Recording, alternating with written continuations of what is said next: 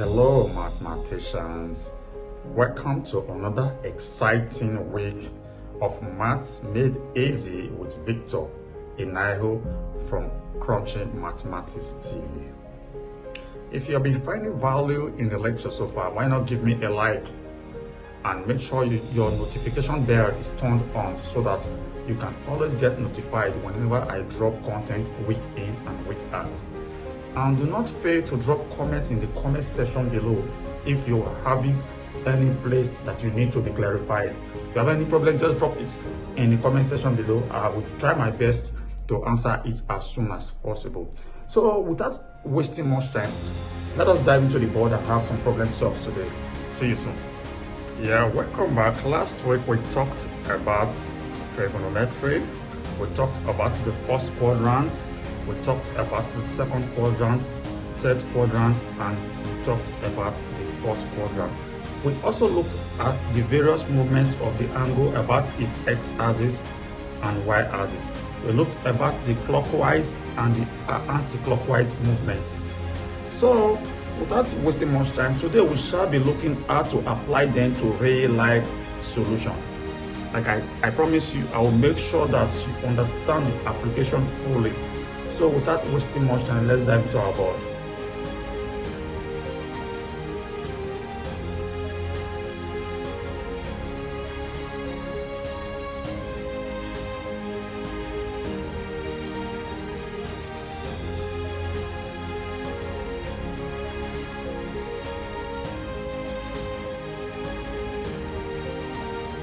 Yeah, like I said, we shall be looking at using trig to solve real life solution. Now we have some problems here. We have said use the table to find the following. We have the first one is cos 127 degree. The second one is tan 236 degree. The third one is sine 308 degree, and the fourth one is sine minus 219 degrees. So we have to solve this problem according to their rules. So we have to move to the solution and see what this brings.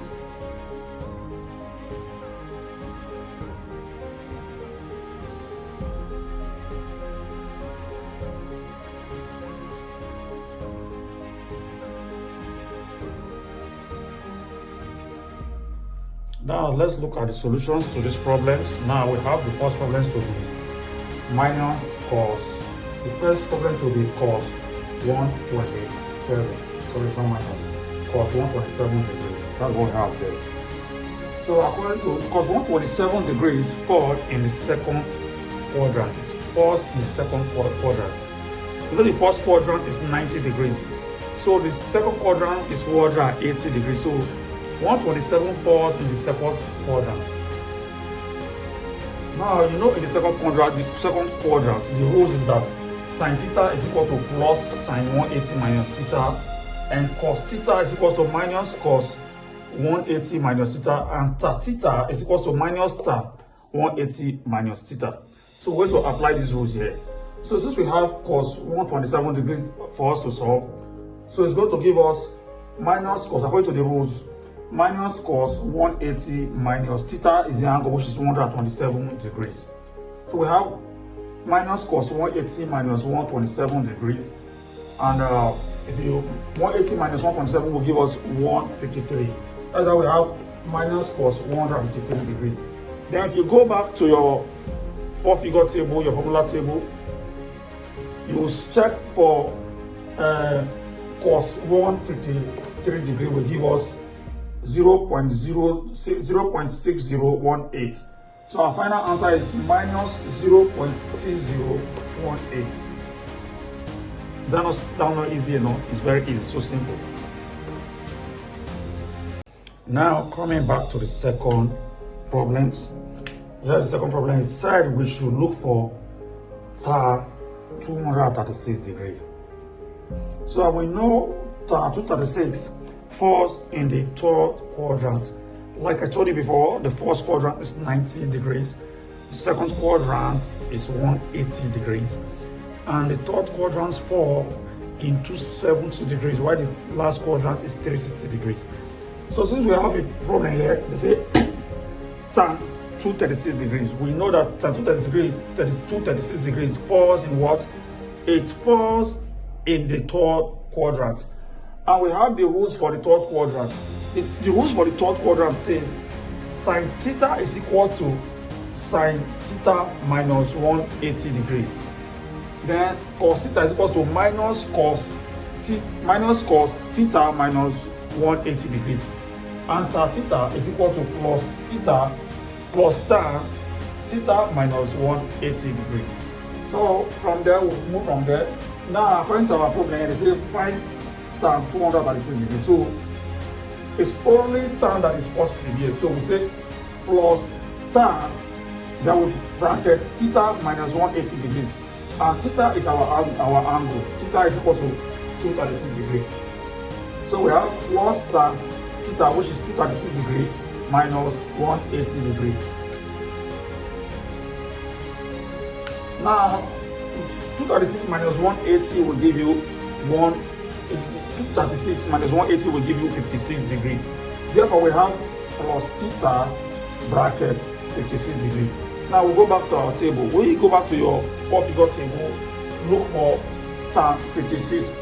Tan 56 degrees will give us plus 1.483 plus 1.483, which is the final answer. So that's simple enough. That is the solution to problem 2. So we'll move to problem 3 now.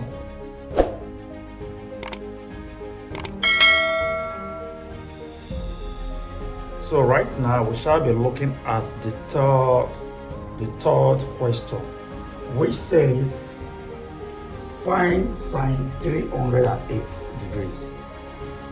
Like I told you, 308 falls in the fourth quadrant. It's not the first, it's not the second, because the third quadrant is 270 and the last quadrant is 360. So 308 falls in the what? The fourth quadrant. So according to the rules, the fourth quadrant, the rule says sine theta is equal to sine minus 360 minus theta. Then cos theta states that it's equal to plus cos 360 minus theta. And tan theta says minus tan 360 minus theta. Whereabout we are given to solve sine 308 degrees. So sine here is minus sine 360 minus theta. So we put it this way, which says minus sine 360 minus theta. Now our theta is what? 308 degrees. That is our angle. This is our angle, 308 degrees, which is theta. Now minus sine 360 degrees minus 308. So minus sine 360 minus 308 will give us 52 degrees. So we'll go back to our table, our 4-figure table. If you look at sine 52 degrees from 4-figure table, it will give us 0.7880. Not forgetting the minus sign. So it will give us minus 0.0777880, and that's the final answer. So we'll move to the last question. Yeah, now let's look at solution to the last problem. Now the last question says find sine minus 219 degrees. Note that according to the rules, sine minus theta is essentially as sine minus theta. Sine minus bracket theta is essentially as sine minus theta. So, and the rules according to 219 falls in the third quadrant, right? First quadrant is 90 degrees. Second quadrant is 180. Third quadrant is what? 270 degrees, and the last quadrant is 360. So 290 degrees falls in the third quadrant. So in the third quadrant, the rule is that theta minus 180 is equal to sine theta is equal to theta minus 180. So therefore, sine minus 219, which is the question, is same thing as sine minus 290 degrees equal to minus sine 219 degrees. That's step 1.